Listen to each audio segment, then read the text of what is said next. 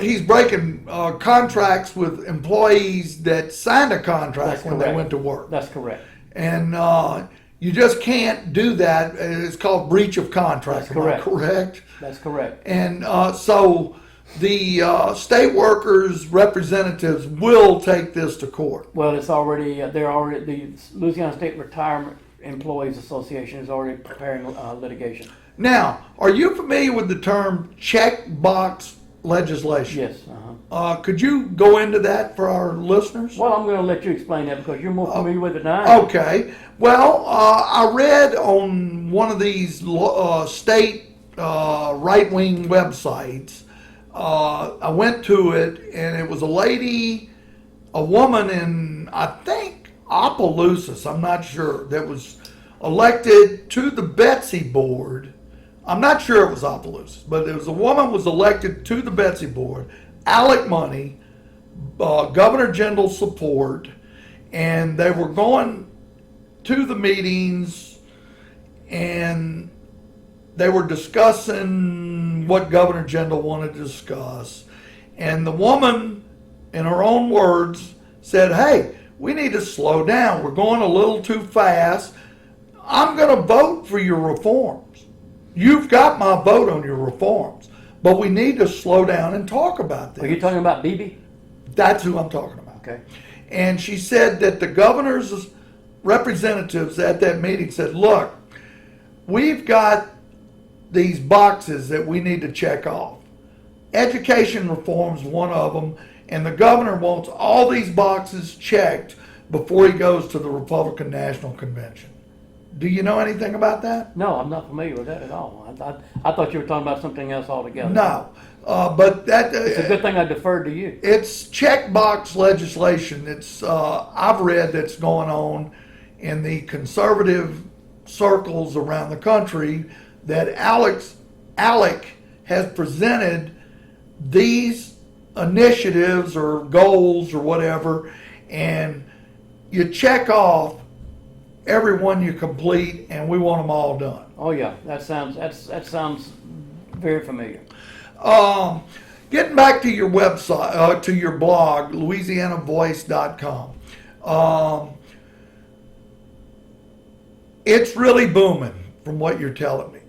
Well, it's growing, yeah. And I receive the emails. So if you read the website, if you read the blog, and you write the blog, am I right?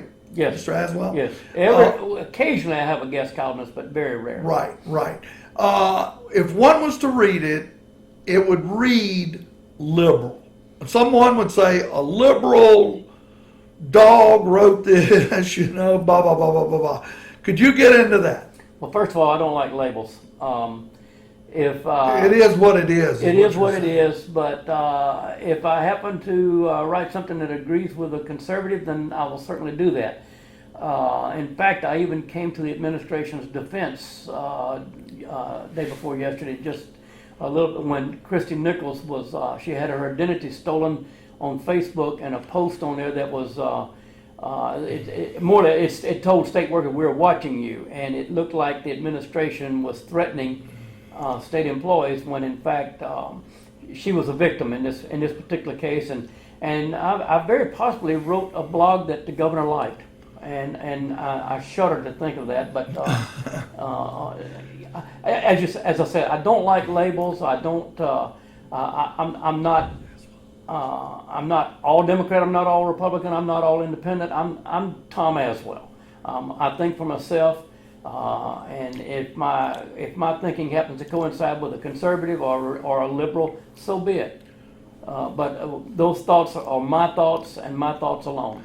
And you are getting very good information from those committee meetings. Well, I have good sources. And I'm going to throw a question out, and you can answer it or not. Roughly how many sources do you think you have in state government? Because you're getting very good information. I mean, anyone can read this and tell, hey, I thought you were in the committee meetings, but you're telling me that it's sources. Well, let's say it's in excess of 100. Wow. That's a lot of sources. And And like I said, I'll leave his name out of it, but a guy that's down there every day, when I ask him where could I go to find out what's going on down there, I've looked all over the place. And you were on our show, and I had just, the website had slipped my mind because we weren't in session at the time when you came on the show. And the source that's down there, my source had told me, he says, hey, you got to go to Tom Aswell's LouisianaVoice.com. And when I did go there, I was really shocked at the detail from your website. Well, I appreciate that. I know who your source is. He's a very good friend of mine, and his father-in-law was an even better friend of mine because we went way back. And I knew his father-in-law even better than I know him. And so we know who we're talking about. So I do appreciate that. So you're going to keep doing this. You're going to keep going with this. As far as I know, I am. As far as I know, I would like to interject at this point that the administration or the governor has demanded, has issued a public records request demand of the Livingston Parish School Superintendent for all the emails that he sent to the school employees out in Livingston Parish. And this is legal. It's perfectly legal. You can make the same request and get the same information. But I feel like it's heavy-handed intimidation on the part of the governor, so I simply filed a public records request of the governor to provide me a list of all of his emails to parish school superintendents. I was wondering when someone was going to do that because I read that on your blog. I've already done it. And, you know, what's good for the goose is good for the gander. And I just, you know, I pepper them with public records requests. I'm not doing it to be a nuisance. I'm doing it to gain information. What's your expectations and maybe time frame of getting those emails? Well, the state law said they had to respond within 5 working days. And sometimes I ask for a little bit additional time depending on how difficult the request is, because some of it requires a little research, and I always grant them extra time. But the governor's office and the Division of Administration, which I guess are both the same, they wait the absolute maximum amount of time before they respond. And this would seem like a pretty big request. Yeah, it's pretty detailed, and they've asked for additional time, and I understand that. I give them that time, but I don't give them too long a leash. Right. Mr. Aswell, we would love to have you back to do another show if you got the time. Sure. A little later on, I'd like you to go into what would be the results of the governor's pension reforms for state workers and stuff like, you know, and I know you've kept up with it, and you can go into that pretty clearly as you did in other shows, the other shows you've done here before it even happened. Okay. And it just seemed like everything has gone with lightning speed. I mean, the changes that the governor's proposed and gotten, it just seems like he just threw people's livelihoods out the window to me, without regard. And he's not through. He's not through. We'd like to go into that, you know, on another show. Okay. But, you know, the main reason of this show was your blog, and I can't give that name, LouisianaVoice.com. It is essential to all political junkies to go to this. If you're interested in state government, if you like calling your representatives or senators on issues, and I would say that does count. Would you, Mr. Aswell? Depends on the method in which you contact them. If you take one of these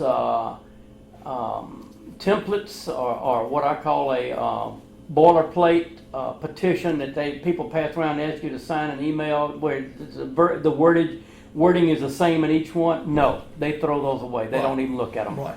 originate every letter, make it original, make it from you personally. Don't do any kind of canned letter Right. to them, because they don't pay attention to those. Phone calls or emails? Phone calls, I would think be better, because some of these guys, I can name several right off the top of my head, don't even open their emails. They just delete. Right. I've sent some of them emails and they delete them. Right. We've got a couple of minutes, and I was wanting you to touch on this real quick. This is a recall petition for statewide elected officials. Now, real quick, we've got a couple of minutes. On this petition that was left here by someone, I don't know really where it come from, you've got to put your handwritten signature of voter, date of birth, date of signature, the ward, district, and precinct of registration of the voter, Ooh, I don't know that for myself. residential address, and name of voter typed or legibly written, name of person who obtained signature, and date signature was witnessed and obtained. This seems like a heavy load to recall a governor or anyone else. Well, you have to understand, a recall is a very serious thing, and it has to be done correctly. Every name on there has to be verified by the registrar of voters, and they obviously a lot of names are thrown out.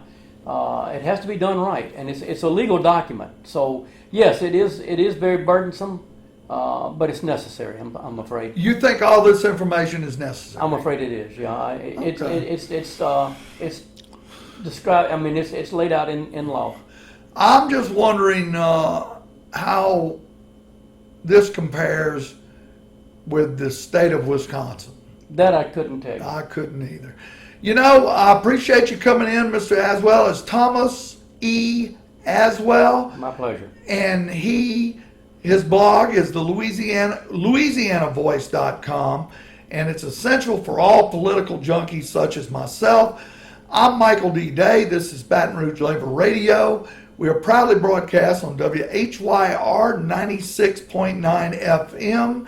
And as we always say, and I'm sure Mr. Aswell will agree, if you work for free, you'll always have a job. Live better, work union, have a nice day.